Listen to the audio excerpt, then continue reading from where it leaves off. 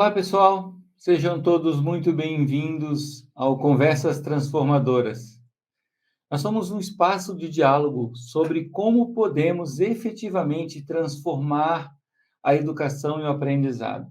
Sabemos que a necessidade de aprender cresce todos os dias e que novos desafios batem à porta de todos os educadores, sejam profissionais, sejam pais e até à porta dos estudantes. Assim, nós não podemos ficar parados com todos esses novos desafios que surgem. O Conversas Transformadoras é um chamado à compreensão das ações de transformações reais do aprender, principalmente aquelas que são escaláveis e que são portadoras de futuro. E aí, vamos realmente transformar a educação? Hoje nós vamos conversar sobre multiletramento com a professora Leiva Leal. E eu tenho aqui o currículo da professora, deixa eu já colocá-la a bordo, né? Querida professora Leiva Leal, deixa eu apresentá-la devidamente. Ela realizou estudos do pós-doc junto ao INRP da França, onde também atuou como professora convidada, é mestre e doutora em educação pela Faculdade de Educação da UFMG. Atuou junto a vários programas educacionais em Minas Gerais, dentre eles o PDP, que é o Programa de Desenvolvimento Profissional, o CRV, que é o Centro de Referência Virtual da Secretaria de Educação de Minas Gerais, e é coautora do CBC de Língua Portuguesa, dentre vários outros projetos que eu poderia continuar lendo aqui bastante. A professora pode acrescentar algum detalhe que é importante que porventura eu tenha esquecido, enquanto eu respondo a minha primeira pergunta, que é exatamente como veio o estrago, aquele momento que a professora Leila se encontrou educadora, ou encontrou a educadora Leila dentro de si mesma e falou: eu vou me envolver com essa missão um pouco mais, eu vou além de ser somente estudante, eu também quero educar, eu também quero ser professora. Conta para a gente como é que foi essa trajetória, professora. Seja bem-vinda ao Conversas Transformadoras. Olá, Robson. É um grande prazer poder conversar no âmbito desse projeto tão bonito, né? Que são Conversas Transformadoras. Eu me sinto extremamente honrada e, creia-me, né, muito agradecida a vocês, né, ao Instituto, sobretudo, a Significare, sobretudo, a você, essa pequena conversa que vamos ter aqui. Meu Robson, a questão é o seguinte, como você se encontrou como educadora? Essa que foi a minha pergunta. Não, como educadora, né? A minha família, ela tende quase toda para a área da medicina. Olha. Da área da medicina. E eu sou eu sou da geração que enfrentou grande parte da ditadura militar no Brasil. Uhum. Com isso, éramos muito podados, muito cerceados, embora fizesse grandes coisas, né? Fizesse muitas coisas. E até que um dia, numa das discussões que fazíamos com grandes grupos de estudos, com o grupo da Teologia da Libertação e outros grandes pensadores, não eram só os teólogos da libertação. Sim, sim. Nós discutimos muito sobre a questão da educação. E nessa época tinha um grupo de jesuítas, e eles viviam falando assim: ô Leiva, você podia vir estudar a vida, né, né, de Inácio de Loyola pela questão da educação. Aquilo foi me dando um crescimento, uma vontade louca. Aí eu disse: olha, estudar a vida de Santo Inácio não vou não, o santo que me perdoe, né? Porque eu não estaria pronta para o celibato, mas bateu aquela coisa, sabe, Robson, meu mestre, meu futuro doutor, de que é pela educação. Isso eu aprendi em grupos de estudos e com várias possibilidades que eu tinha, né? Venho de uma família muito humilde. Que idade você tinha nessa época? Oi? Que idade você tinha nessa época? Eu tinha uns 18 anos. 18 para 19 anos. E você vinha, então, de origem humilde? Uma origem muito humilde.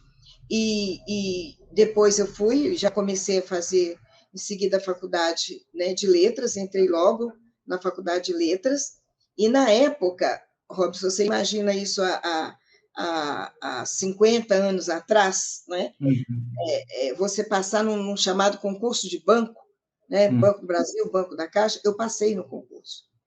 E cheguei Nossa. para o meu pai, semi-analfabeto, me emociona, Robson, falar disso agora. Eu disse, pai, eu passei no concurso da Caixa Econômica.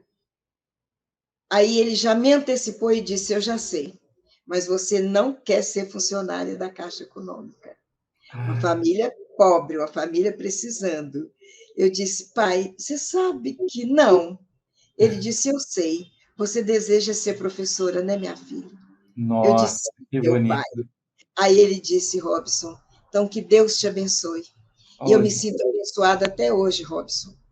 Né? aquela Não bênção lá reverbera até hoje, né? reverbera, foi uma bênção transformadora, Que sabe? É uma maravilha. bênção transformadora.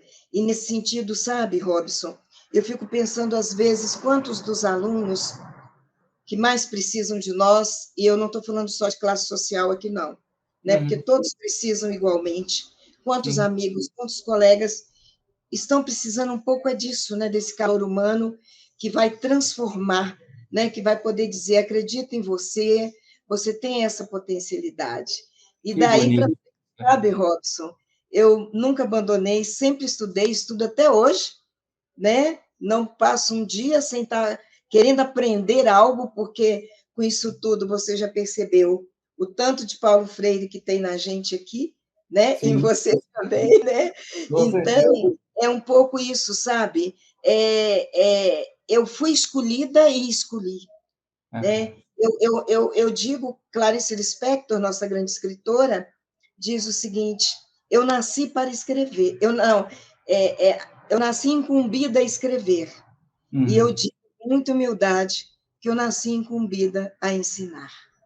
Que Então, bonito, é professora. algo assim que não, nunca me E tirou.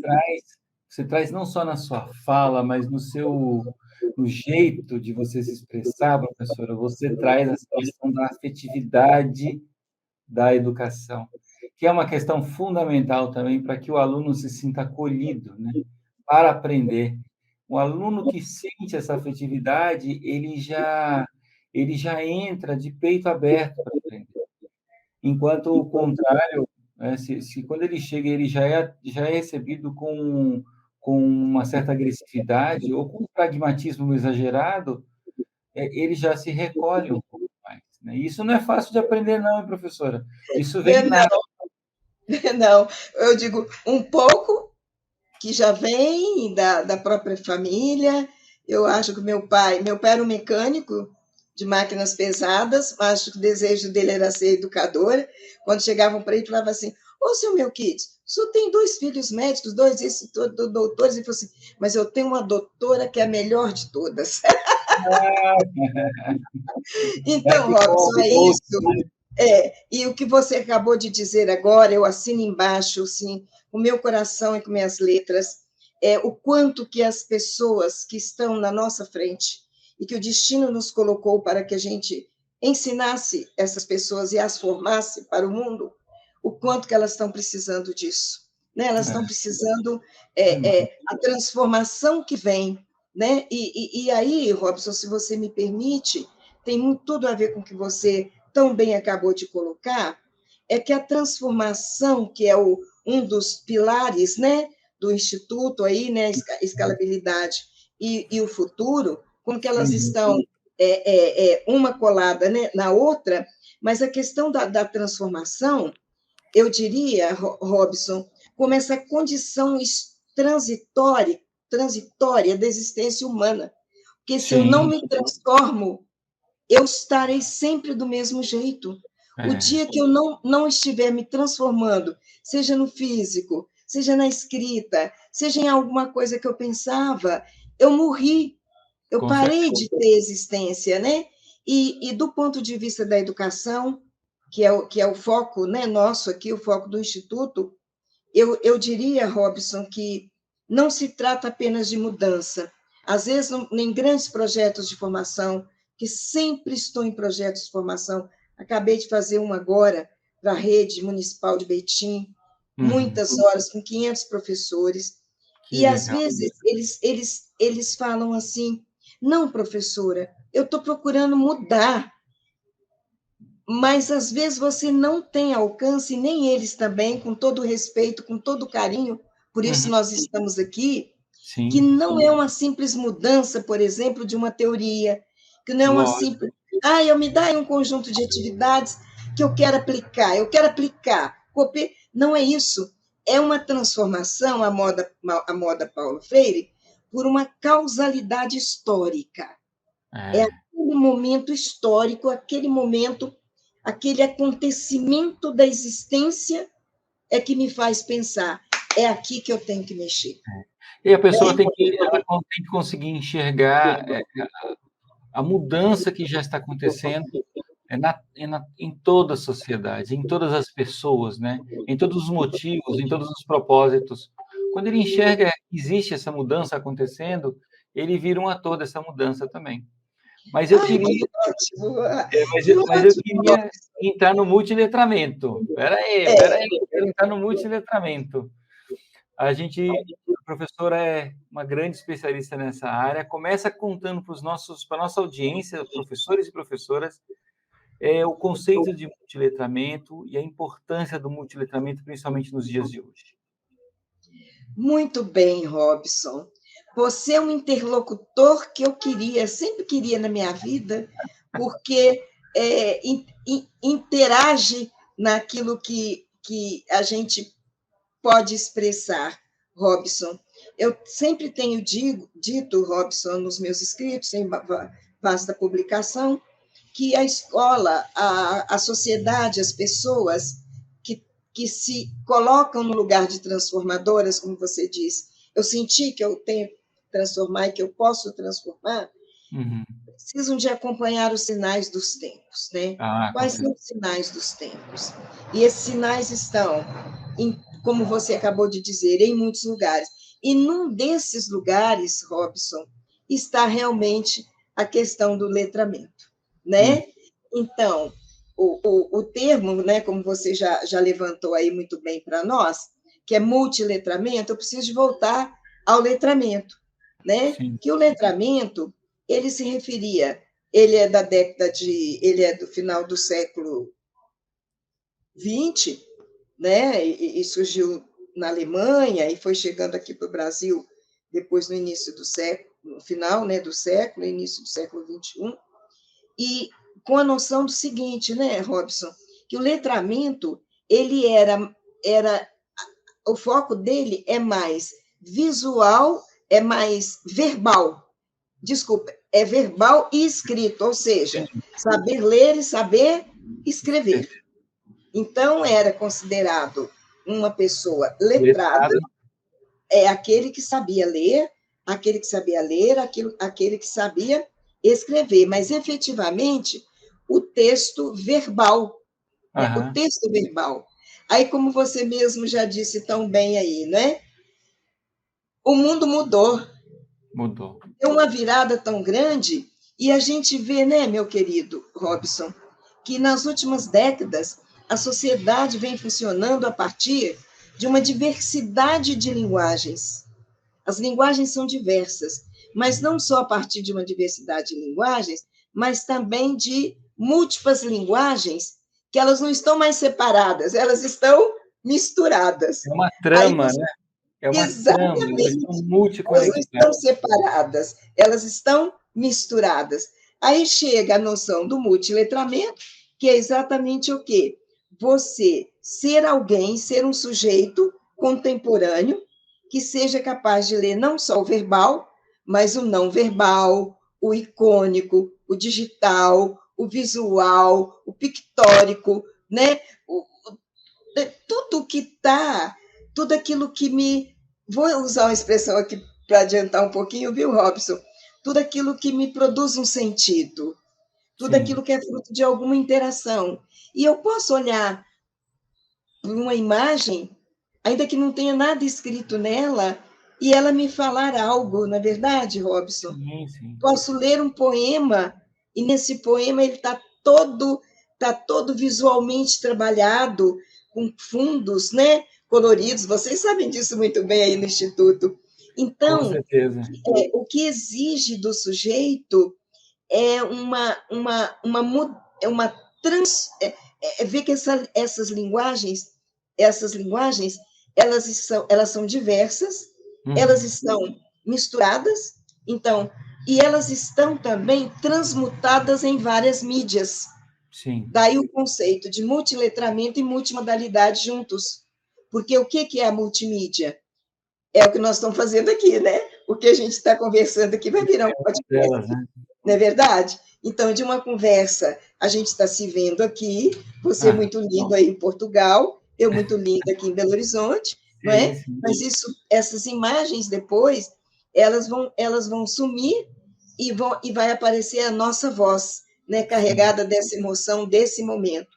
Então, é um podcast, é um blog, é um vídeo, é uma curta, é um videobook, é um book trailer, né? É E tanta existe, coisa. Leiva, existe ainda agora as múltiplas conexões que acontecem.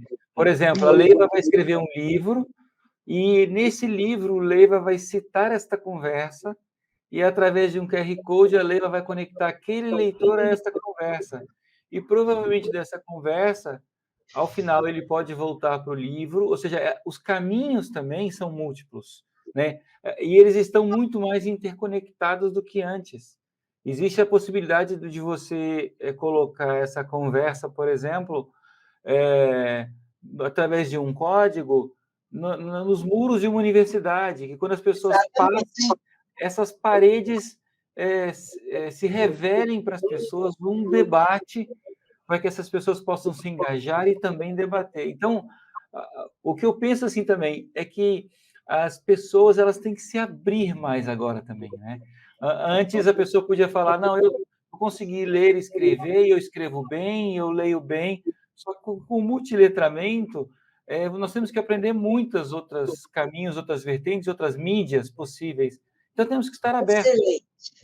Excelente, Robson. Eu queria trazer de volta o que você colocou aí, das conectividades, né? Que são a multiplicidade de artefatos digitais e midiáticos que você acabou de falar, né? O QR Code, outras conexões, outros links, né? É tão bom você abrir um artigo, por exemplo, né, no Cielo e outros, aí já tem lá o link, você clica lá e já entra e já volta, ou seja, você usou uma palavra maravilhosa, ou seja, as linguagens estão, além de tudo, conectadas por diversos artefatos, né? E de você poder conectar isso em diferentes lugares, né? Em diferentes momentos, não tem mais território. O território é o mundo, não é? É, Né, é onde você Robson? está. Eu acho É, isso o muito ter... bonito, você conectar o físico com o digital e, às vezes, num ponto de ônibus ou dentro do metrô, Leiva. Aqui no metrô que Exatamente. é de Lisboa, tem, assim, umas placas, trechos de livros e poemas com o Tem, QR tem, Code. E aí tem. você está no meio do metrô, na sua viagem, na sua corrida, de Madrid, desculpa, lembrei. E, de repente, você vê ali um poema, você é tocado por um poema no meio do seu transporte público e você não estava com essa expectativa. Então, nós temos que Exatamente. estar abertos para aprender o multiletramento, nós temos que estar abertos para ouvir e perceber as múltiplas formas de expressão, e nós temos que estar abertos para recebê-las a qualquer momento da vida, em qualquer lugar. Você falou tudo, Robson. Para nós, a transformação de hoje nas escolas, nas nossas. Porque isso não é só escolar, né, Robson? Isso Não, entra na nossa vida inteira. Porque eu preciso de estar com isso em mim, também constituído, para que eu sinta nisso um bem e possa ver, quer dizer, aonde está o conhecimento hoje? Onde estão as relações? Estão em todos os lugares ao mesmo tempo. Agora, é preciso, aí eu acho não, desculpe, acho não é a palavra correta. Eu confesso que vejo no Instituto, né, Significare, esse espaço de ajudar aos colegas professores, aos nossos pares, a vivenciarem isso, a vivenciarem essas experiências, porque a muitos deles, essa experiência é negada. Sim. Eu trabalho em formação de professores, muitos deles mal sabem usar um e-mail, não é? Mal sabem. Então, você vê o conjunto de gêneros que circula. Eu estava outro dia numa formação e falei, gente, um dos grandes gêneros, né, discursivos do momento é o infográfico. E eu estava falando para um professor de quinto, sexto ano. Mas, professor, eu não sei o que é infográfico. Imagina, 2022, Betim, Belo Horizonte, Minas Gerais, né? Betim é do lado de Belo Horizonte, né? Colado. Mas eu não sei o que é um infográfico. Quer dizer, e esse infográfico vai exigir dos nossos futuros alunos, e vai exigir agora que eles saibam ler esses infográficos, que eles saibam produzir esses infográficos.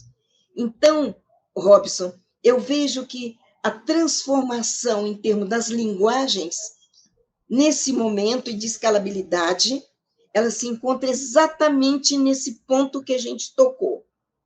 E queria aproveitar, porque o nosso tempo já está indo embora, né, de, ainda dentro dessa transformação, e dentro do que você falou tão bem, né, quando você falou de Lisboa, desses lugares, quando a gente visita outros países, né, Robson, a gente começa a ver, meu Deus, o Brasil também podia fazer tanta coisa nesse sentido, né, de ter, assim, ter livros para ler. E não é falta de pessoas. Olha a professora Leiva aí, com todo o fazer isso acontecer. O gás dela, né? Eu tento fazer algumas coisas, né, Robson? Juntos vamos fazer mais. O que me encanta muito, sabe, Robson, são as possibilidades. Né? Você está vivenciando em Portugal, já estive em Portugal também no meu pós-doutor, e como eu tenho um acordo na França com o Instituto EMA e a Sergi.as, e a gente está sempre lá, e eles aqui conosco, tá? Uma hora eles vão conhecer vocês. Já vou fazer a trama para conhecer vocês. O que acontece?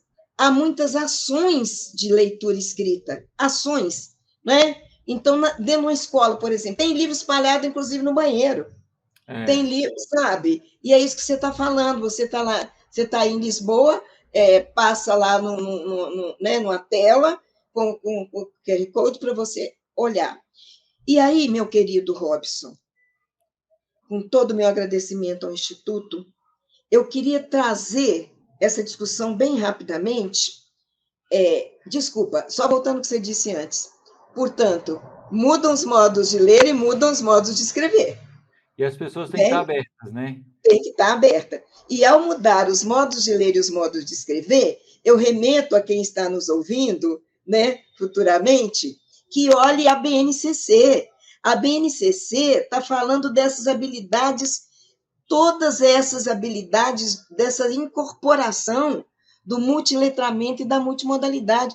Isso que eu estou traduzindo aqui, com todo o nosso fervor, com toda a nossa ânima, não é, Robson? Está escrito lá. A PNLD também, né, professora? A PNLD também está apontando nessa direção. O Plano Nacional de Livro Didático, sim, está tudo lá nos editais. E aí, Robson, o que eu estava querendo chamar a atenção nesse momento? Que tem a ver com a transformação.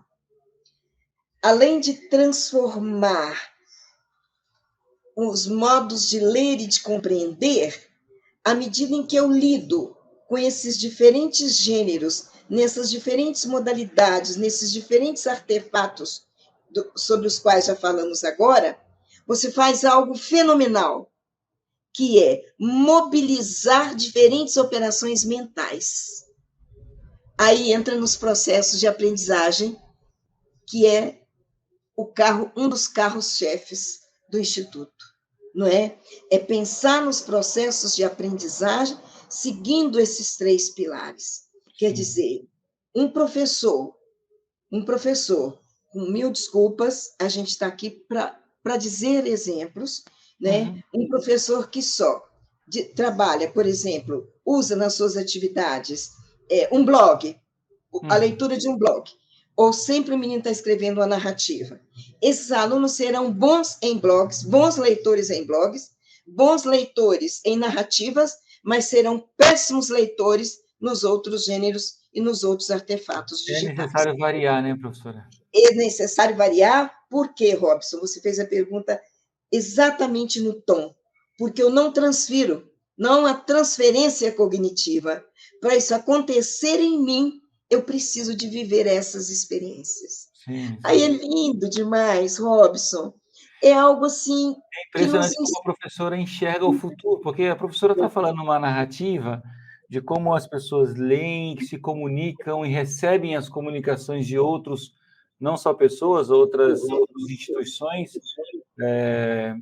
e como elas também absorvem essas possibilidades. Isso é uma visão do presente, sim, mas é uma visão também de futuro, né, professora? É uma visão de que as comunicações elas vão se dar nesses multimodais, nesses multicanais, de forma cada vez mais intensa, o que significa que não é opcional para ninguém mais Não é. aprender esse Você... multiletramento.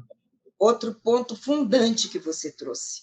Não é mais opção, é necessidade para a existência humana no mundo contemporâneo, né? Eu me lembro, Robson, assim que surgiram os bancos eletrônicos, né? Eu ia no banco eletrônico com meu cartão, ai meu Deus, depressa, eu tenho que digitar. Hoje você faz tudo no aplicativo, não é verdade? Já foi É, mudando e vai mudar mais. Você vê empresa aí em que as pessoas têm um chip aqui no braço, elas vão abrindo as coisas. Então, Robson, você tocou no ponto essencial. Não vai ser opção, vai ser necessidade, vai ser premência. E aí a gente se pergunta: estamos preparados? Ou nós é. estamos preparando? A Né? nossa Nós educação, né? A educação do estamos nosso país, preparando. como é que ela está É, para e, encarar essa realidade? e o receio, Robson, e você é um doutorando nessa parte, a mim me incomoda muito quando as pessoas falam assim: vocês ficam querendo muito trazer o mundo digital para as crianças. As crianças não têm nem o que comer. Falei assim, exatamente por isso. Você tem que trazer, tem que mostrar para ela poder ter direito a isso, para ela É, chegar até lá. Porque se não tiver, não é, meu amigo? Será nova forma de exclusão que já existe. já existe. E outra forma de exclusão também da geração de riqueza. Só quem vai gerar riqueza vão continuar sendo os ricos. E as pessoas com mais necessidade, porque não tiveram acesso, o que os governos têm que se preocupar hoje em dia é em dar acesso a essas crianças a esses mecanismos de tecnologia, inclusive o livro, o próprio caderno, o lápis, tudo isso é tecnologia. Então, É, quando essas crianças têm acesso a esses mecanismos tecnológicos para aprenderem, você está começando a libertar aquela alminha. Agora, quando você quer primeiro ter certeza que todos os outros fatores estão nos seus devidos lugares, como se o mundo fosse um mundo perfeito, um tijolinho que você coloca um atrás do outro e tudo fica absolutamente bem sentadinho, nunca aquela criança vai ter o acesso e a geração nunca. dela e a próxima vão estar ligadas a um mundo de maior pobreza, ao invés de você libertar essa criança logo. Porque não vai ter o direito à transformação, É, né? Ele não exatamente. vai ter direito ao futuro, ele não vai ter direito àquilo que os outros estão tendo direito. Olha, Robson, rapidamente, algumas pesquisas nossas aqui da UFMG, eu trabalho mestrado profissional, gente, da UFMG, nos dão conta de que muitos alunos estão saindo do ensino médio, mas não estão procurando a universidade, estão procurando trabalho por conta das condições de vida, não é? Sim, Só sim. que eles chegam no trabalho, mas nem sempre são aceitos. Por quê? Não são admitidos, porque falta exatamente isso aí. Falta saber entrar no computador, falta saber lidar com a internet, falta saber, ou seja, tudo isso que hoje as pessoas estão tomando uma atitude ponço-pilatiana é o futuro, inclusive, não só das camadas favorecidas, mas das camadas desfavorecidas, e é aí que a gente precisa de entrar, não é? Com muito calor. Mas o que é bonito também é que a própria vida, ela eclode, né? Ela nasce, ela faz as coisas acontecerem. A gente vê casos, por exemplo, na internet mesmo, de pessoas que não tinham letramentos, não tinham formação formal, né? Não tinha aquele processo de educação formal totalmente completo, mas eles descobriram esses caminhos das multimídias, às vezes com equipamentos inicialmente parcos, e de repente descobriram meios de vida, estão ganhando suas vidas, entendeu? uns na comédia, outros na formação financeira, gente que nunca esteve numa universidade efetivamente, mas que ele foi encontrando o caminho dele, porque é quase que se nós não dermos condições, o ideal é darmos condições para que todos possam trilhar esses caminhos. Exatamente. A necessidade do nosso país e do mundo, ela é gigante, ela é enorme. Então, quando uma criança se perde nesse caminho, é ruim para todos nós, é ruim para a criança e é ruim para todos nós. Mas a própria natureza parece que vai fazer nesses casos eclodirem, que nos dá uma esperança maior. É verdade, é verdade. E eu penso, desde coisas mais simples, como uma pessoa que trabalhava comigo durante muitos anos, e ela não sabia ler, não sabe ler ainda, ela é viva, nem escrever, mas descobriu que ela pode gravar vídeo pelo celular. Olha. Aí quase todo dia ela me manda um vídeo. Ei, professora Leiva, estou com saudade de você. Aí, às vezes, já põe o dedo para escrever, eu falo, não, eu vou gravar um vídeo. Ou seja, assim como as pessoas que estão se virando, né, vendendo roupas, vendendo cosméticos, vendendo as coisas, né? E aí, Robson, só para a gente ir fechando, eu sei por conta do nosso tempo, e aí eu estava falando da questão das operações mentais, por exemplo, se o professor vê com a criança, ele assiste a um anime, né? Mas ele pode saber que aquele anime também está num livro, ele vai processar mídias diferentes. Ele lê uma história em quadrinho, mas pode saber que essa história em quadrinho vira um vídeo animado, né? Ele pode analisar a capa de um livro, enfim, ele pode ouvir uma notícia no rádio, saber que aquela mesma notícia está na televisão e que essa mesma notícia está nas transmídias, né? Nas transmídias, né? Nos podcasts, né? Né? Enfim, de saber que as coisas, enfim, eu diria o seguinte, né? Que a compreensão de que a leitura e a produção, né, de gêneros, né, para as diferentes mídias se traduz mesmo em fortes possibilidades de desenvolvimento cognitivo. Nós vamos precisar disso para a pessoa ter cidadania e ter também desenvolvimento, ter projetos, né, o Robson, ter projetos de vida. Eu fico vendo hoje que projeto de vida é até uma disciplina, né, no ensino médio. Isso tem que começar desde cedo, não é? As crianças têm que ter projeto de vida, as pessoas. E eu falo isso, Robson, inclusive, não só pensando nas escolas públicas, mas nas escolas privadas. Certamente. O que está existindo de desânimo desses meninos, dessas moças, né? Porque acham que, né? Enfim. Acredito que a educação hoje, do jeito que elas estão recebendo, não vão projetá-las para o futuro que elas enxergam. Esse é o maior desânimo dessas crianças e desses adolescentes e jovens. Então, a escola tem que se transformar, a educação tem que se transformar para que nós possamos estar contemporâneos com essa audiência. Contemporâneos de nós mesmos, né? Que, no mínimo, a gente tem que ser contemporâneo da gente mesmo. E aí, né, Robson, você conhece isso melhor do que eu, tem tantos aplicativos, tantos sites, tantos softwares, tantos materiais digitais que ajudam a transformar uma aula e uma experiência de pesquisa totalmente diferente, e isso ainda não está incorporado, né, na realidade das nossas escolas. E aí é aquilo que você disse, não é? Se não está incorporado, ele também não vai ter essa oportunidade, não vai se desenvolver. Então, a nossa transformação, não é, Robson? A nossa escalabilidade.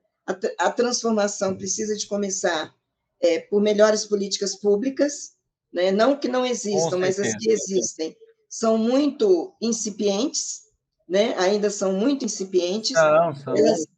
Elas e não às vezes parece, professora, não querendo criticar governo A, B e C, não, de jeito nenhum. Parece que, às vezes, o Ministério da Educação desaparece.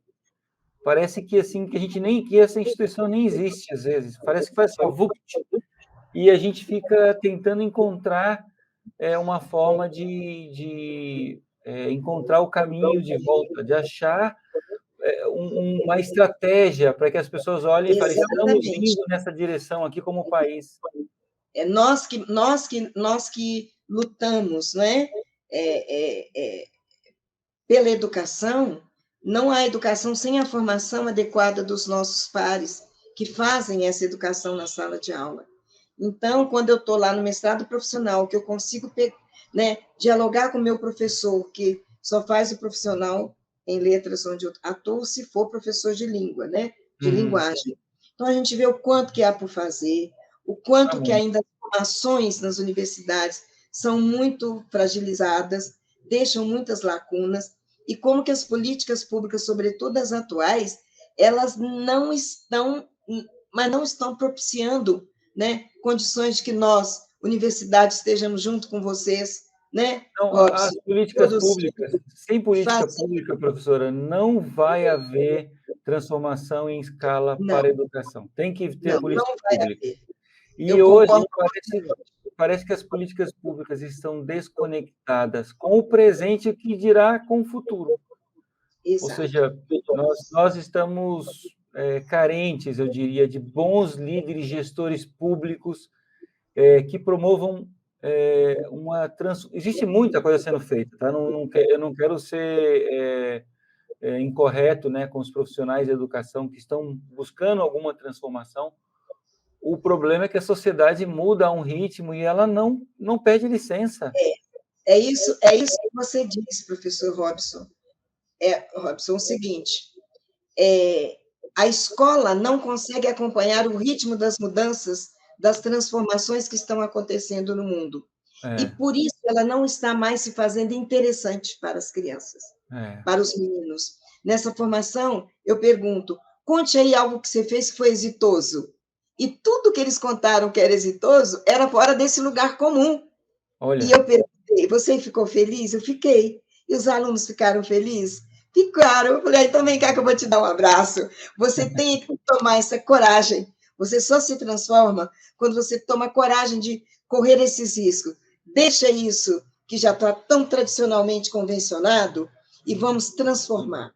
Fazer aquilo pela liberdade do pensamento, pela liberdade da criação, pela liberdade do ser humano, né? Então, Robson, são essas coisas tão bonitas, e pelo nosso tempo que infelizmente acabou, Robson, eu vou deixar, não vou fazer abordagem crítica, que eu já estava, na verdade, a primeira abordagem que eu fiz foi cultural, né? Em que esses gêneros estão misturados em diversas coisas, os aplicativos, o mundo digital, o letramento digital, inclusive já escrevi bastante sobre letramento digital, numa época que eu estava muito empolgada com isso, sabe? Né? E depois a abordagem cognitiva, de que isso faz parte do desenvolvimento cognitivo. Agora, nada disso vai ser bom, vai ser suficientemente bom, se não vier acompanhado da abordagem crítica, que conduza ao pensamento crítico. A reflexão. Os seres humanos a se sentirem protagonistas neste mundo, ainda que num pequeno espaço, que num pequeno território, né, de cumprir a sua incumbência nesse mundo. Robson, eu estou muito emocionada, é um pouco isso, e a abordagem crítica, se você quiser, outro dia a gente vem para conversar sobre vamos ter que marcar outro. Abordagem crítica. Porque, você viu, eu separei algumas perguntas e nós nem chegamos nela ainda. Uma conversa quando boa, ela dura muito e a gente nem vê o tempo passar, mas o nosso tempo efetivamente já passou e a gente vai ter que marcar uma outra conversa transformadora com a professora Leiva. Vou pedir para a Iris agendar já imediatamente, porque a gente tem que efetivamente passar nesses outros pontos, conversar sobre essas questões da reflexão, da análise crítica sobre o multiletramento, e precisamos entrar nesses outros assuntos. Quando eu falo sobre a transformação, mudança da forma como as pessoas leem, escrevem e argumentam, nós temos que... Olha lá o livrinho, Robson, que está sendo meu de cabeceira, Pensamento Crítico, e como as democracias foram. Robson, professora, eu quero dizer que eu encontrei um interlocutor tão humano, tão educador, tão freiriano, e a gente realmente tem vontade de continuar falando. Esteja certo de que conversar aqui, nesse momento, foi encher meu coração de esperança. de esperançar Legal. no verbo freiriano e de pensar um pouco mais em que eu posso ajudar na transformação e nessa educação, né, que dá a É, todos o caminho para a vida. professora, para mim foi um prazer enorme conversar com a professora Leiva Leal. Todos vocês viram, né? Toda a nossa audiência viu que figura a professora Leiva é. Que mente brilhante, incansável e que tem muito ainda para contribuir com todos os estados, com o nosso país, né? Com os educadores, com quem ela puder alcançar. E que o Conversas Transformadoras seja um instrumento de fazer a voz da professora Leiva Leal reverberar muito ainda, para que as pessoas entendam, para que elas olhem, enxerguem e possam trabalhar essa transformação da educação que é necessária. Não é para mim somente, não é para a professora Leiva somente, é para gerações e gerações que é mandatório que essas gerações possam evoluir. Esse foi o nosso Conversas Transformadoras de hoje, impressionantemente transformadora. Você pode ter acesso ao nosso acervo de conversas e outros conteúdos no site do Instituto Significare. Acesse para isso o site www.significare.org.br. Se você estiver assistindo no YouTube, não esqueça de assinar o nosso canal e dar o seu like. O Conversas Transformadoras também está disponível nos principais serviços de streaming de podcast. Um abraço, até a próxima. E, professora Leiva, deixa a sua mensagem final para a nossa audiência. A minha mensagem final é aos meus queridos pares, meus queridos professores. Nós precisamos muito da transformação que está em cada um de vocês, né? Eu também estou me transformando nesse exato momento. Não tenham receio, tá? Acreditem em vocês. Vocês têm a força necessária, né? Nada tem a força capaz de transformar as crianças em projetos de vida, em dar a eles mais esperança, mais capacidade de luta, mais capacidade de fé. Muito obrigada, meus queridos professores. Que bom que vocês existem. Um beijo grande no coração de cada um. Beijo, professora. Até mais.